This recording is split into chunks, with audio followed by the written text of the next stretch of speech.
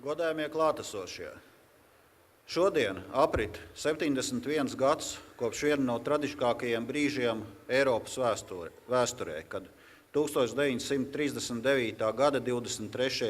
augustā divi totalitārie režīmi, Staļina un Hitlera totalitārie režīmi, noteica savu Eiropas sadalījumu un atbilstoši Ribbentrop-Molotovu paktam Latvija uz turpmākajiem 50 gadiem nonāca padomju okupācijā.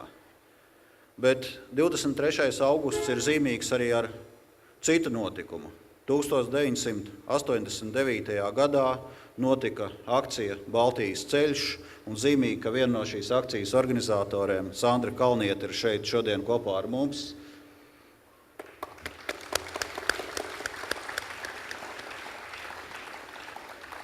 Un šī ir akcija, kas ir iegājusi vēsturē kā viena no nevardarbīgās pretošanās zīmēm, kad apmēram 2 miljoni cilvēki izveidoja dzīvu ķēdi starp Baltijas valstu galvaspilsētām no Tallinas caur Rīgai uz Viļņu.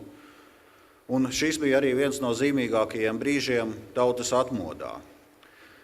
Tagad Latvija un Baltijas valsts ir atgriezušās Eiropas valstu saimē, bet Baltijas ceļš noteikti paliek mūsu atmiņā un atgādina arī to, ka katrs no mums veido Latvijas un mūsu kopējo vēsturi.